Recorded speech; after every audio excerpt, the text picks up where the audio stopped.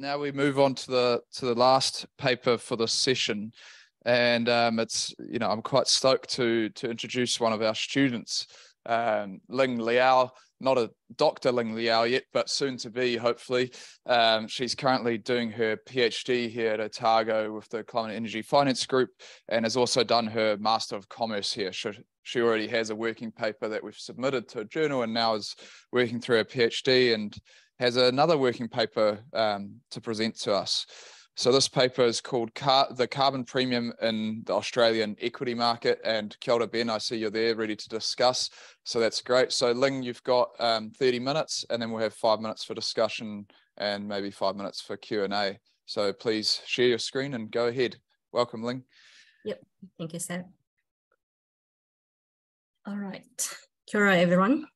Thanks for this opportunity for me to present our working paper on carbon premium in Australian equity market.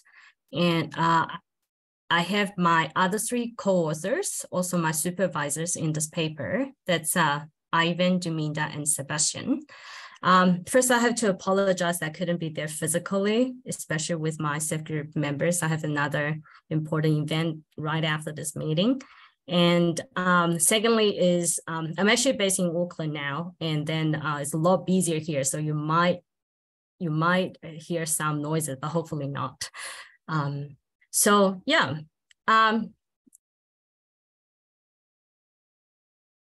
So agenda for this presentation. Firstly, I will talk about the introduction, which includes our research questions, some key findings, motivation, and contribution. And I'll continue with literature review, hypothesis development, data methodology, variable definition results, and I'll conclude presentation. Our research questions essentially, there are three. The first one is in the ASX stocks returns, is there a carbon premium associated with a firm's GHG greenhouse gas emissions? And I'll explain that later in detail related to the emissions data. But here, in question one, we are talking about the emissions. It's sort of a comparison between the disclosed emissions and estimated emissions. And question two is the carbon premium higher for firms that disclose either voluntarily or mandatorily relative to those that have estimated emissions? So, which I will also discuss further later related to the data set. So within the disclosed emissions, there are voluntarily disclosed emissions and mandatory disclosed emissions. So we like to see the differential effect of these two data sets. And the last question is, the second question is related to the differential effect between the disclosed emissions and estimated emissions. And our last question is related to essentially the disclosure effect, the differential effect between the voluntarily disclosing emissions and mandatorily disclosed emissions. So here are some of our key findings. So the whole paper, the presentation here, we are mainly presenting on our findings. And then here, the purpose of our presenting here is to collect some feedback, because we are actually going to investigate more in terms of to explain these findings. So our first key finding here is the disclosed emissions, not the estimated emissions, are significantly and positively related to stock returns. So this gives us the implication that the market may be efficient in pricing only the disclosed emissions. And secondly, is related to our second research question. So we found that disclosing firms outperform the non-disclosing firms, but with these non-disclosing firms, their emissions are estimated. So in this is to say that the disclosing firms outperform the firms with estimated emissions. And lastly is our finding is the voluntarily disclosing firms outperform in stock returns mandatorily disclosing firms. And then I'll go through some motivation. So basically the motivation of this paper is from a mismatch between observation and the empirical finding from the literature. The observation I've received is mainly from some white papers, like say, for example, Australian businesses should have been experiencing material climate-related risks, specifically the policy risk, and this can be shown in their regulatory guide, for example, 24766, which mentions that listed firms needs to adopt appropriate climate disclosure practices. And then in their National Greenhouse and Energy Reporting Act, the government also mandates Scope 1 and Scope 2 carbon emissions reporting. And lastly, that's mainly related to the physical risk, but we feel that it may be also some spillover effect to this transitional risk, that is Australia is actually facing the second largest climate litigation cases. And so all these observations kind of lead us to a sort of the conclusion that the Australian business should have experienced some material climate-related risks.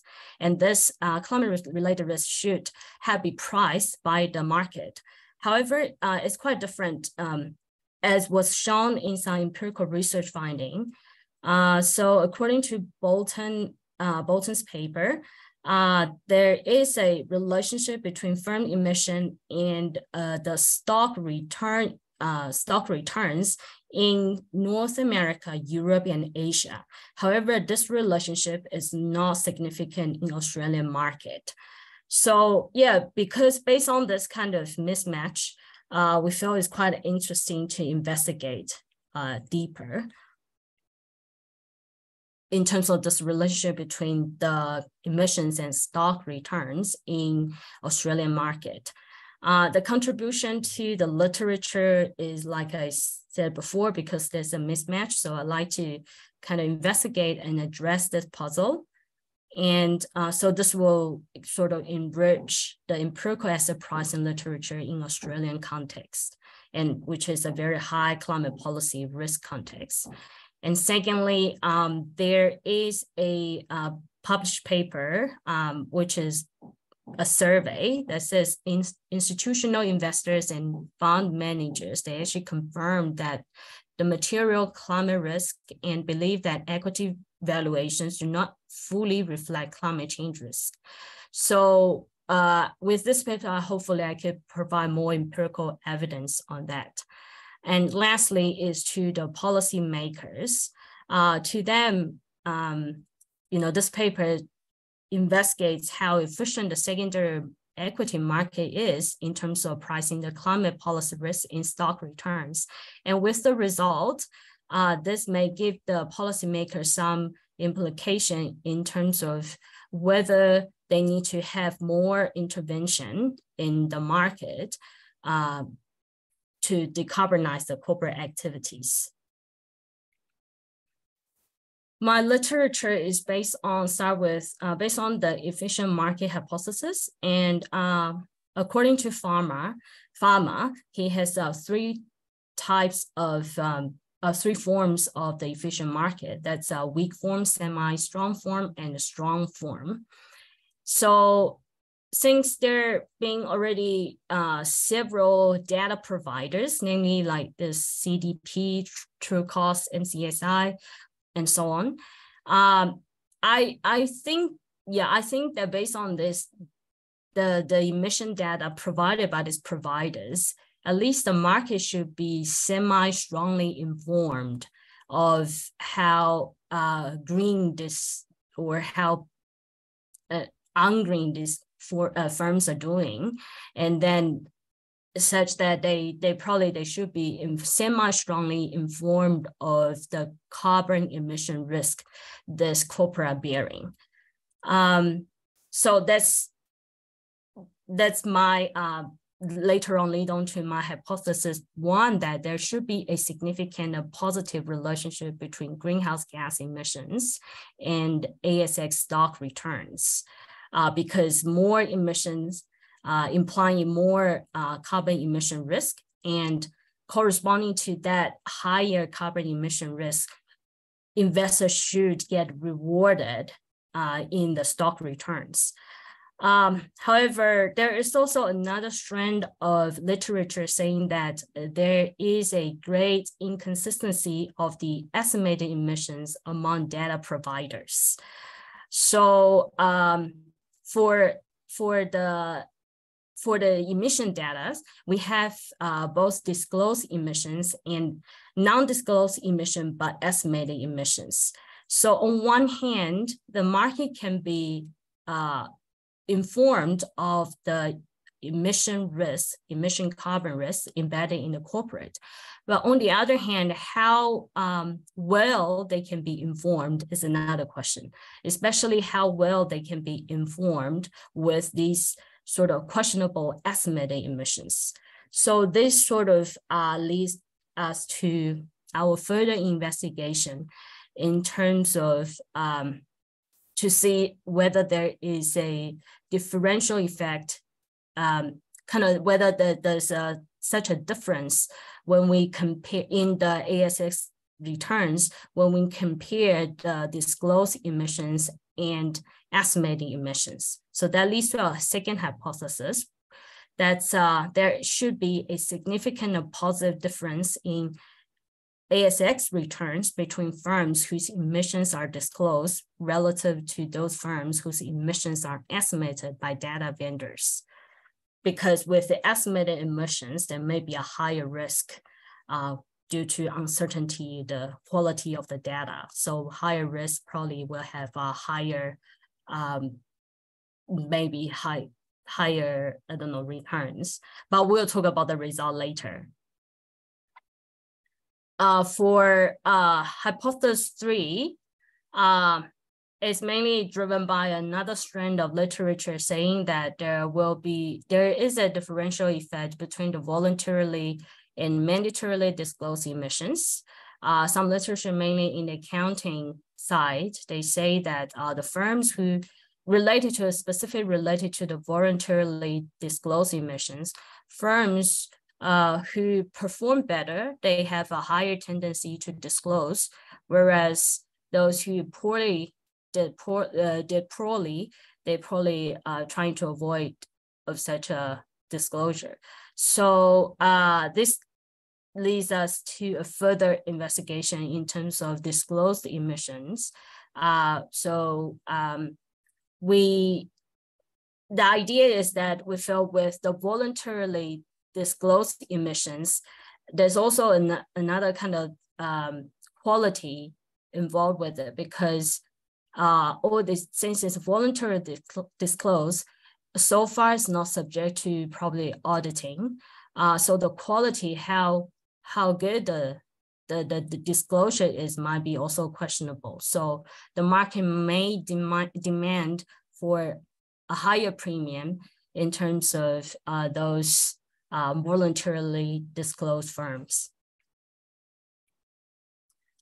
So I'll spend some time in describing our data because there's a lot of complexity involved. So our left-hand side, that's the stock returns, is calculated from this month-end close price stock prices from Refinitiv Icon. And our key variable of interest, which is the emissions data, they're yearly from Refinitiv Icon. And so our whole universe, we have 1782 firms, including the inactive firms. However, probably a lot of you already kind of know that not all firms they disclose, or not all firms they even have estimated emissions. So some sort of descriptives here with estimated the firms that has the number of firms that has estimated or disclosed scope 1, scope 2 emissions, there are in total 471. And for the number of firms which have only estimated scope 1, scope 2 emissions, that's 399. And for the number of firms which have disclosed scope 1, scope 2 emissions, that's 235. And mandatorily disclosed scope 1, scope 2 emissions of 154, and voluntarily disclosed scope 1, scope 2 emission, there are 122 firms. And for disclosed scope 3 emissions, the firms we have are 128. You probably have noticed that they don't sum up perfectly. That's because, well, across time, the different firms, it could be some scenarios that they used to voluntarily disclose, but then they made a certain threshold that's under NGER, which I mentioned before. They fall into the mandatorily disclosing category. So then later on, they have to mandatorily disclose. Or some firms say they don't need to disclose, but later on they have to disclose. So there's some sort of dynamics here in terms of the number of firms that have disclosed emissions or that had estimated emissions. And another thing is that the NGER only regulates scope 1, scope 2 emissions. So when we talk about mandatorily disclosed emissions, we're talking about mandatory disclosed scope 1, scope 2 emissions. For scope 3, there's no such a mandatory. So far, there's an mandatory disclosing kind of regulation. So lastly is our financial data. We've included 11 financial controls from in our model. That's mainly to control firm characteristics, especially the firm sizes, and many other characteristics, the leverage and things like that. So they are monthly and yearly from Refinitiv Icon.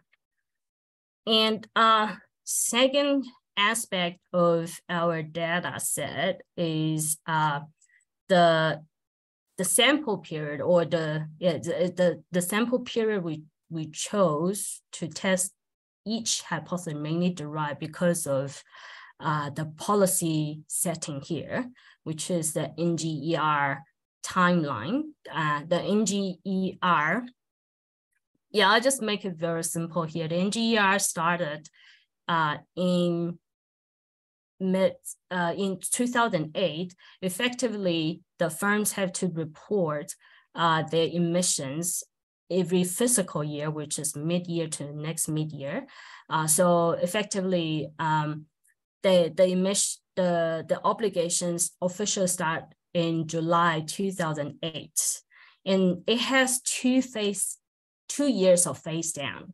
So the threshold become more stable after the 3rd year, which is 2010.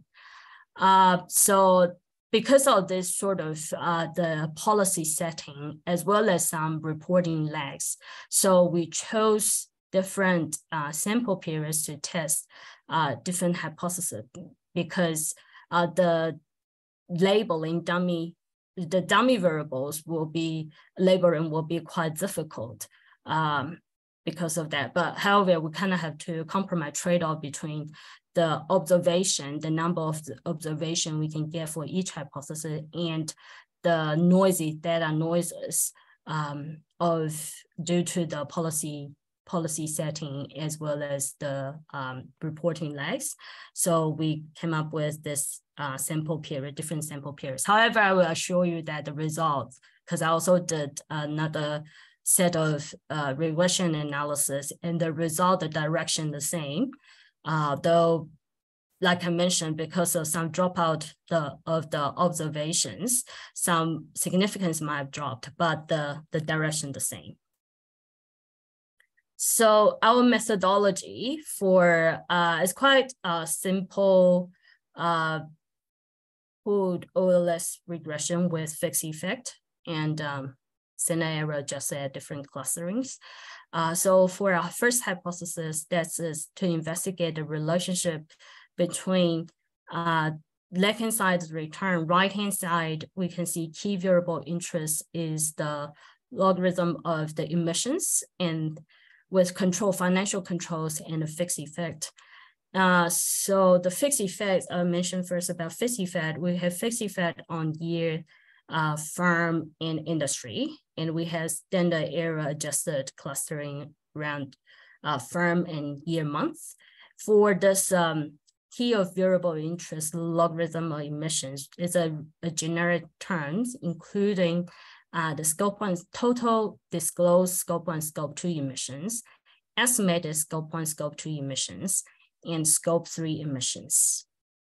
And then so for hypothesis 2, which test mainly sort of testing about the disclosure effect. So we include a disclosure dummy variable in the model. And to investigate further whether there's such a differential effect between the disclosed emissions and the estimated emissions. And lastly, to test the third hypothesis, we include a voluntary dummy variable in the model and to see the differential effect between the mandatorily disclosed emissions and the voluntarily disclosed emissions.